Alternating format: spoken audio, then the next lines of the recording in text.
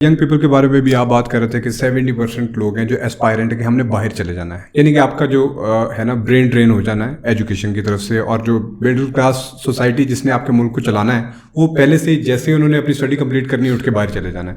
تو اس کے بارے میں تھوڑا سا آپ کا پوائنٹ آف ویو لینا چاہوں گا کہ بہت سارے لوگ ہیں جو پاکستان کو چھوڑنا چاہ رہے ہیں اور چھوڑ رہے ہیں، تو اس کا پاکستان پہ کیا امپیکٹ آئے گا؟ اچھا، میں یہ آپ سے کہتا ہوں کہ 25 کروڑ کی آبادی ہوگی ہر سال.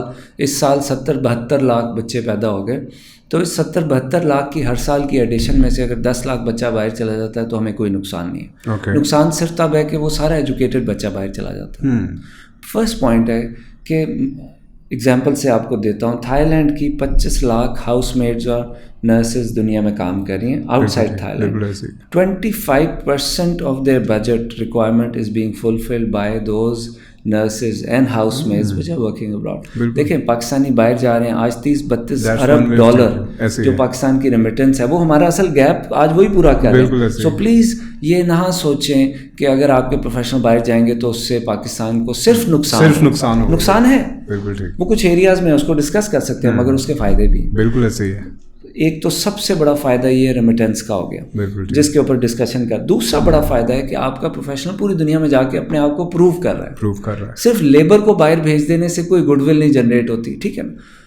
پوائنٹ از کہ ہم اپنے بہترین پروفیشنلس کو بہترین پڑھا کے، بہترین انگلش سکھا کے، بہترین گلوبل اسکل سیٹ دے کے باہر بھیجیں، اس کو انلیگل امیگرینٹ کے طور پہ نہ جانے دیں. بالکل. So the government has to somehow run a program all over the country to train as many people as possible for the international markets.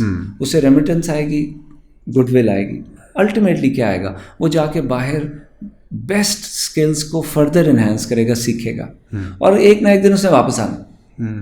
جب بھی آئے گا تو وہ دنیا کا بیسٹ پروفیشنل ہوگا. اور اگر نہیں بھی آتا، باہر رہتا ہے. اب میں آپ کو مثال دیتا ہوں. ہمارے پاس ایک نرس آئی، گاؤں سے اٹھ کر آئی، تقریباً فری پڑھا.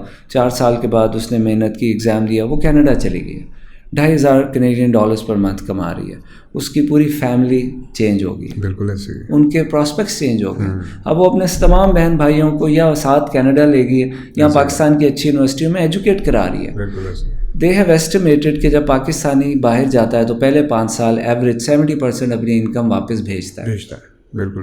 وہ کس پہ لگتی ہے؟ ہیلتھ کیئر پہ لگتی ہے، ان لوگوں کی پڑھائی پہ لگتی ہے. سو اس کے اندر ٹھیک ہے شور مچا ہوا ہے کہ جی پاکستانی باہر چلے گئے. ہم نے اس کی نیگیٹو سائڈ نہیں، پازیٹیو سائڈ دیکھنی ہے، اور اس کے اندر کچھ چیزیں ایڈ کر کے ری انفورس کرنا ہے کہ پاکستان کا اس میں فائدہ ہو. So this is how I take it. I mean could not necessarily be a very bad thing. No, I don't think so. I don't think it is. یہاں اپرچونیٹیز نہیں ہے. بچہ 40,000 میں کام کر رہا ہے، آپ نے اس کو تھوڑی سی انگلش سکھائی، تھوڑی سا اسکلس کا امپروو کیا، اب وہ $2,500 یا $2,500 پر منتھ کما رہا ہے. What is better? بالکل ٹھیک ہے. سو لوگوں کو باہر جانا چاہیے، لیکن ہمیں ان کو ان کے اسکل سیٹ انہینس کر کے باہر بھیجنا تاکہ آپ کو اچھی طریقے سے ریپرزینٹ کر سکیں. ایبسلیوٹلی.